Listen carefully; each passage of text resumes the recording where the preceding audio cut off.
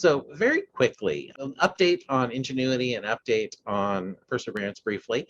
The Ingenuity helicopter did complete its first one-way trip. It flew off on its fifth flight, landed at a new location, and here it is. Hello, Ingenuity. So landed safely, was waiting off in the distance for Perseverance to go find it. Sure enough, Perseverance did find it, although this is a shot from the air here of it flying. Another shot, this is flight 6 now.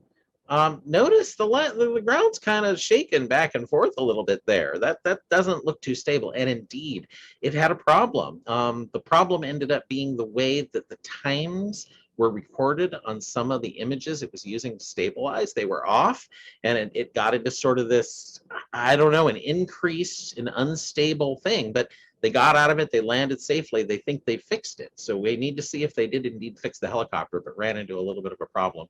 And there's the little helicopter off in the distance. Now, Perseverance itself has been taking some images. This is Watson, the camera that's designed to zoom, zoom, zoom, zoom, zoom in and see perhaps signs of life. Well, it's working pretty darn well. Oh, yeah.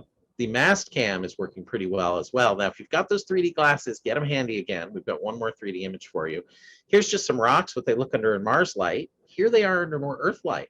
It looks kind of like you'd expect out in the desert somewhere. And finally, in 3D light. So if you've got those blue or cyan and red 3D glasses, put them on, you could feel like you're on Mars.